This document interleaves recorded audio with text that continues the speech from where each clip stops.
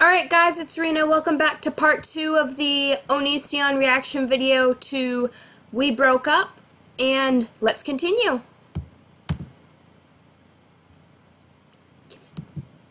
There we go. Oh.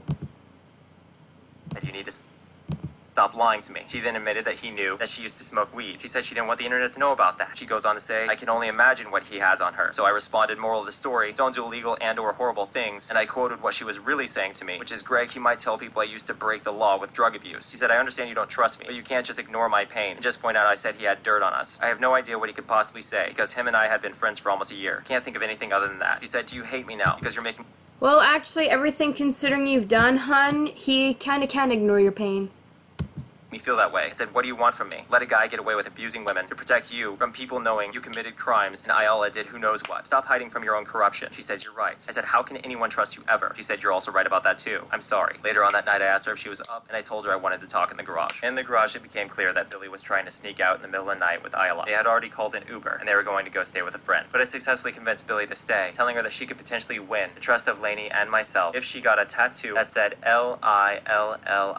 It's the Lainey and Billy ship name and would have a picture of a lily just above it. I showed her my wrist tattoos. I told her in her shoes I would do it, since in the past I had already done something similar. Billy already has tattoos all over her body, so she didn't indicate it was a big deal to get a pretty lily tattoo for the sake of proving her love to Lainey. Ayala was there for half the conversation, and she indicated this was all fine. But the moment I left the garage, she in only a few words convinced Billy to follow through with abandoning us. Billy then came in and hugged me for a long duration. She was profusely crying. I told her I didn't want her to go, but that if she left, there would likely be no going back. She said, don't say that. I said, it's true. She said, I know. She asked me to walk her to the Uber, so I did. And continued to reiterate that if she left, she was abandoning us for good. I kept telling her I fought so hard. Does anyone else feel like Uber is unsafe? Like, I feel like there's just gonna be a pedophile or something driving one day and someone's gonna get attacked. Is that just me? For her, I constantly defended her and reminded her that after all I did, that she was walking out on us when I was still fighting for her. But she left us anyway, after she lied to us. It's 'cause she's a whore. After she betrayed us, after I was giving her a final chance at repairing things and redeeming herself. Regardless, she later on sent Lainey flowers. I told her there were no consolation for what she had done. Said if she truly loved her, she would do all of the following so she could be with Lainey again. I reminded her of the lily tattoo. I told her that she should never use drugs again, that she should never lie to us again, and never associate with the person who was the sole reason that she left us that night. The person who stayed in the garage and convinced her to leave after she had already agreed to stay. I said, we all love you, Billy, even after all this. She said, I love you guys too. I said, please, just prove we can trust you again. That's all we need. And then all she had to say after that, Okay, this whole situation isn't love. It's all a game that you guys are playing with each other. is I hope you're excited for our new president. I responded with call me. As you can see underneath it says delivered. The rest of the messages clearly indicate they're not delivered. So I left her this message. You said you loved us. When someone tells you they love you, remember this moment. Remember we forgave you so many times. I personally fought till the very end for you. I can't explain or justify you doing all this. I wish you well. And that, I believe, is the very end of our association with Billy.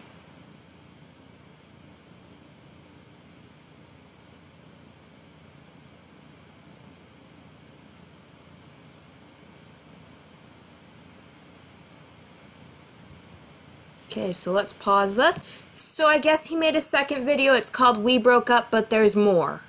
So let's watch that.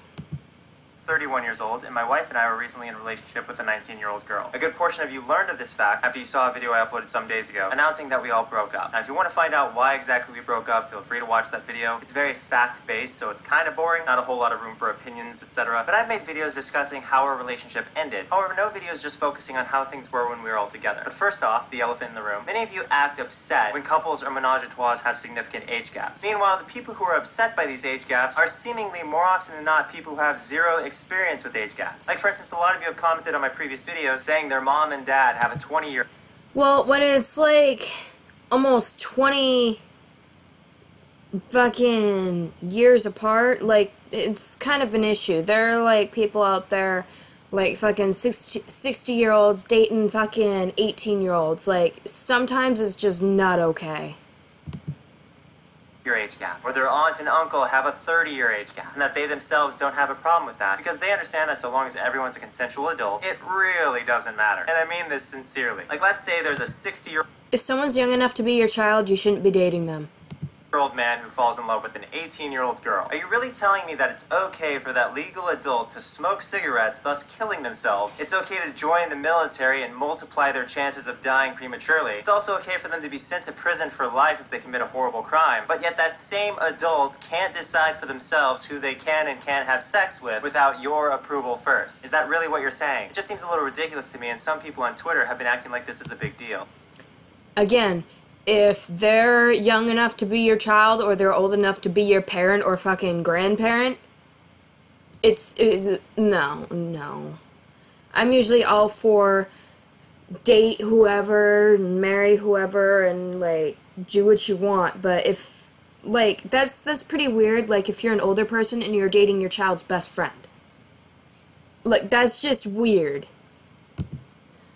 I remember what it was like to be 18, 19, 20. And you know what? It felt a whole lot like how I feel now. My brain was extremely developed when I was an 18-year-old, and legally in most every sense I was responsible for my own decisions. So if we're gonna pretend that we respect adult women, we should probably act like we respect adult women enough to make their own adult decisions. Now that that's out of the way. The girl that my wife and I brought into our relationship is named Billy. First off, she has an awesome name. I am a huge fan of her name. I've always been a fan of her name. I think it's amazing. Secondly, I've always admired Billy's hair. In fact, on her YouTube channel, she would make hair dye videos where she shows people the different hair colors that she transitions to whenever she gets bored of her current hairstyle. I think that's pretty cool as well. Billy has an enormous amount of awesome tattoos, and while I only have a few tattoos myself, I still think the tattoos that she has, in the large quantity that she has them, are absolutely awesome. When I first met Billy, she said she was really intimidated by me. She actually thought I hated her, and she pointed out that one of the first things I said to her was that she should take off her shoes in our house. And I didn't mean to be intimidating then, but if you talk to most anyone who meets me, that just tends to be the type of person that I am. I seem very Well, yeah, serious, most people want you to take off your shoes. The way my wife shoes. and I actually first encountered Billy was on Twitter. I believe my wife said something to Billy, and then Billy tweeted back at her something nice, and then her boyfriend at the time got super insecure by the fact that they tweeted each other something nice, and eventually Billy and her boyfriend broke up, which was, I guess, my wife's cue to step in. As many of you know, my wife is bisexual, and I'm not insecure about her dating women. So from what I understand, Lainey implied that Billy should fly out, and I was actually excited for Billy. But you're bothered by her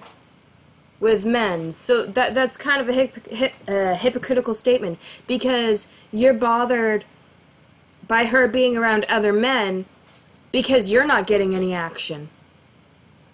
Like, the only reason why you're okay with her being with a woman is so you can be with a woman too, other than her, so you can be with other people.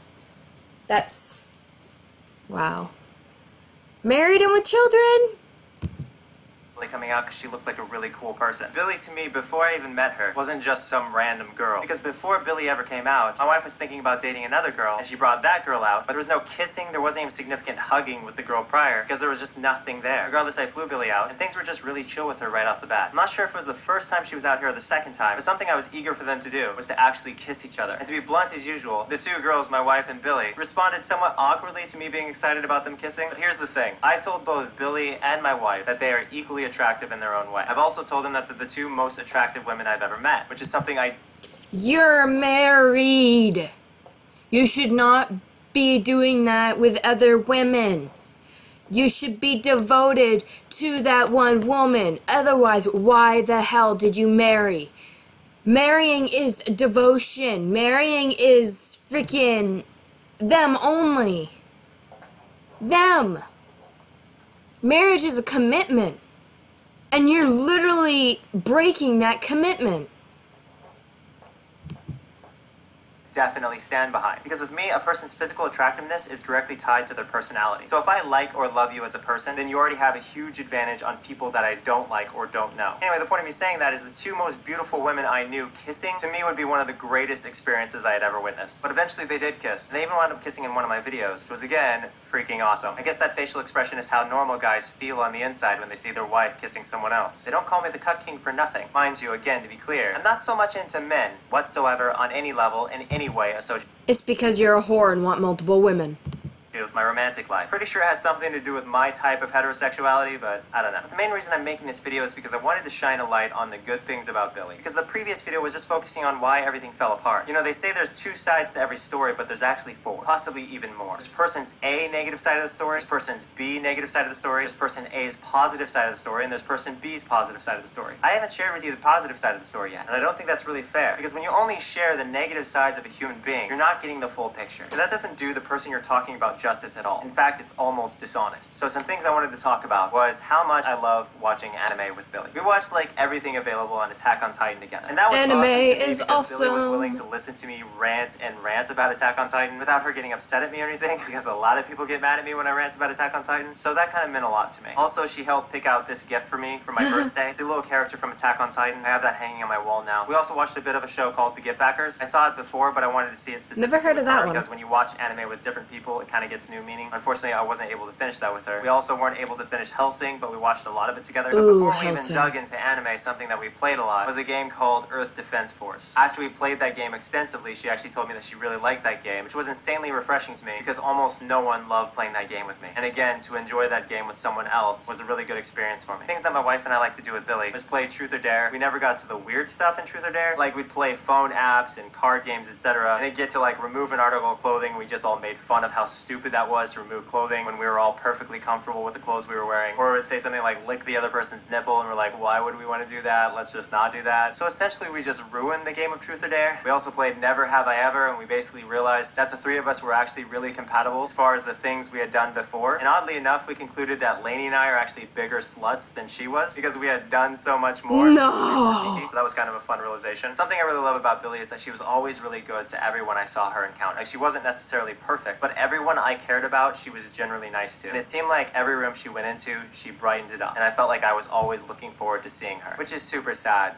because I'm probably never going to see her again. As a lot of you know, this is kind of like a brick wall. It's not like I'm making this video in hopes that this is going to change someone's mind about me, because the reality is Billy got to a place where we couldn't go any further. Like, I don't mean to buzzkill this video, but when someone goes through something with you so many times and there doesn't seem to be any progress with that issue, how can you as a person get over that when this huge issue doesn't ever seem like it's going to change for the better? And I think that's what Lainey and I are so frustrated by, is the fact that the both of us still to this honestly, day really you and care Lainey about her, should but be she and I just be refuse to walk back focusing on into the yourselves, relationship because there's each this other, huge issue that not we just who else to cannot get date. over. So like I said, this is more like a sermon at a funeral than it is a love letter or Should also be something like that. focusing It's just on kind that of child that you loss. guys It's me have. appreciating something that I'm going to miss. Anyway, so a lot of people have described the relationship that the three of us had as controlling and abusive, etc. Yep. And if you have limited information on the relationship, I can see where you're coming from on that. But the reality is that nobody's been perfect in this relationship. If I had to point out the two most imperfect people in this relationship, it would be myself and it would be Billy. She and I kind of seemed like double troubled at times. I felt like a lot of times she and I would have a certain understanding without saying anything at all. Like, if the three of us were in an argument, I always felt like Billy was on my side. I felt like wherever I went, I had a buddy to go into battle with me. And that gave me a lot of strength. But the problem is that the person I was going to battle with was my wife. And while in the end, every single Okay, time so I you wound ganged up on standing your by my wife with another there woman, shouldn't have even though been that's a your battle wife. in the first place. We should have been functioning in harmony, rather than things often winding up where it was Team Billy and Greg versus my rightfully concerned spouse. You see, something I love about Billy is something that's actually terrible. And what's terrible about Billy is that very consistently she's shown me more affection than she's shown the person she was supposed to be dating, which was my wife. I would look Billy in the eyes and I would feel nothing but love coming from her. It was overpowering and it felt like it was crippling me. In fact, even to this day, I feel like that connection could be put right back online as if nothing happened. Regardless, something I appreciate about Billy is how consistently welcoming and understanding towards me she has been. When I needed help with something, she would always help me. Even with topics that might make you cringe, such as popping acne, we would do mud masks together. And something I look back on fondly more than almost anything is how right after almost every single time we all made love, Billy and I would go make smoothies together. When I was fighting for our relationship to work out, one of the times we were trying to get my wife to forgive Billy for being obviously slanted towards me instead of slanted towards her, we bought this fish tank and Billy helped me set up the whole thing. She actually basically filled it complete with water on her own while I was messing with some cords and some technological devices. Some of you may also know that Billy made some videos with me, comedy sketches, gaming videos, vlogs, etc. She also went on trips with my wife and I to go sightseeing / river walking. We went to some pretty cool hotels. We all went swimming together, but it wasn't like our relationship was some massive, exciting adventure or anything. Most of the time, we all just played video games with each other and had a lot of fun around the house. That's kind of like the perfect relationship to me, because adventures are awesome, but I feel like it's not the places you go that matter in life, it's who you're with. So a lot of people want to automatically write what we had with Billy off as some kind of